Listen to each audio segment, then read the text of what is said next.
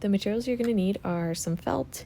You pick the colors, whatever your cookie flavor is going to be, some batting scraps, and also some fabric paint or puff paint. That's up to you. Scissors,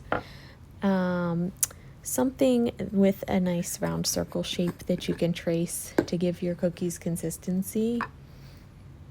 And you will also need something for your sprinkles.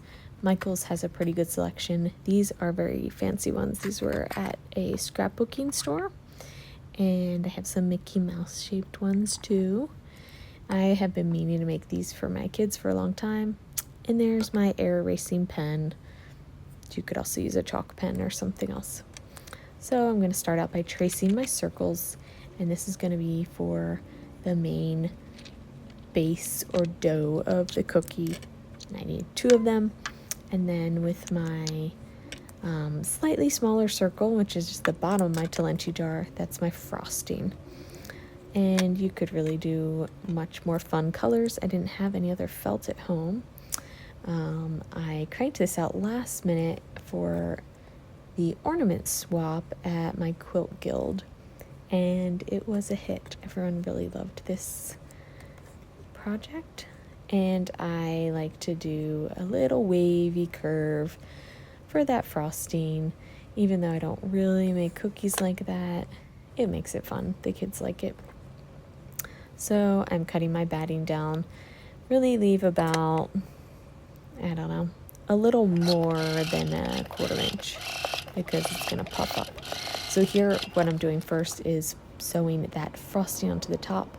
And then I'm going to put the top piece onto the back with a little piece of ribbon in there and stitch all the way around. I'm telling you guys, this project is super fast. I mean, if you don't count the drying time of the paint, all your work is done in about 15 minutes. There's my puffy paint, and I'm going to do a fun little ribbon swirl on there. Now this does take 4 hours to dry, it says. I set them in front of the fan, and it's pretty quick. And then sprinkle your sprinkles of choice on top. And I'm using my stiletto. You could use whatever pokey little tool you have to just really squish the pieces into the paint and make sure there aren't any that are just barely touching it.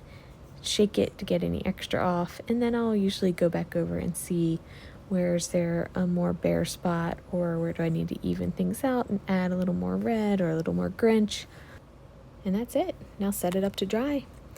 And there you go. Beautiful ornament.